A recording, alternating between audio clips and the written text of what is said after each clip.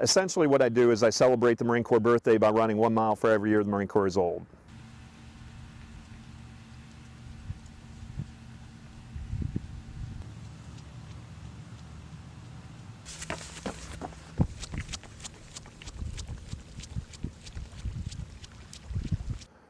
Each mile is dedicated to a different Marine fallen from OAF, OEF, and in the process of telling their stories so the American people get to know, exactly what kind of amazing people we've lost, and what kind of, great individuals they were.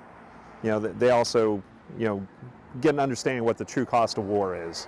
But I also use that as a way of raising money for the Marine Corps Law Enforcement Foundation. McClef, they pay for the college education of fallen Marines, soldiers, sailors, airmen, and law enforcement officials. So I think that it's a dual purpose thing. By raising money for the charity, you'll honor the fallen by making sure their kids are taken care of. You also get to draw attention to what kind of wonderful Marines we've had and sailors that served alongside of us. I start with the marathon, so it's 26.2, and then for 13 days after that I'll do 15 milers, and I have one 18-miler that'll bring me to 239. For me, it really doesn't matter how many people are watching or how many people get the message. I think the word of mouth and the value of learning about our fallen is going to attract people. Certainly the people that it impacts the most, and I get a lot of satisfaction that the efforts are well worth it, is whenever family members of fallen Marines and sailors that I've run for have met me either out on the course when I'm running or whenever they call or they write, and then you establish a nice relationship, and they know that somebody actually still cares, somebody really paid attention. When I first envisioned this, because I'm a Marine, I knew I wanted to start by telling the Marines stories, because I'm most acquainted with that. But I also feel the other services, they deserve and they need somebody to call attention to their fallen. So this event is a mile in their shoes, and it will always be for Marines and sailors that served in our Corps and our fallen.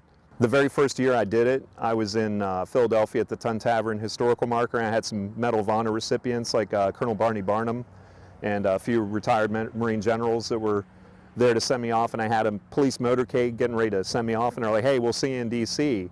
And then the whole, what am I about to do, soaks in.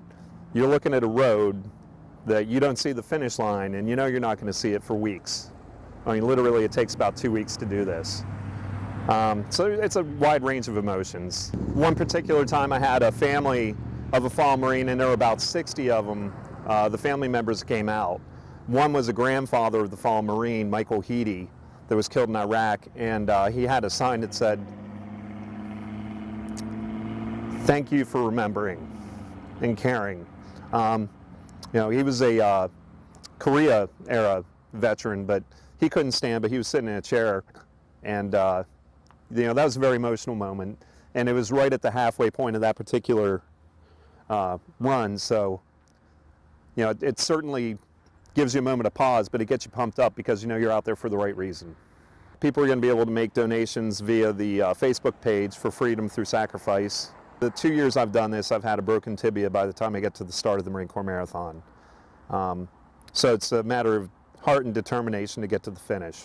When I had the police from Philadelphia give me a police escort during my 15 miles through Philadelphia, and I got to run past Liberty, Independence Hall, and see the Liberty Bell, and up and down the rocky stairs. That was incredible. And then when you get through the various states, during this run I'll be going through the District of Columbia and across portions or large parts of 5 states.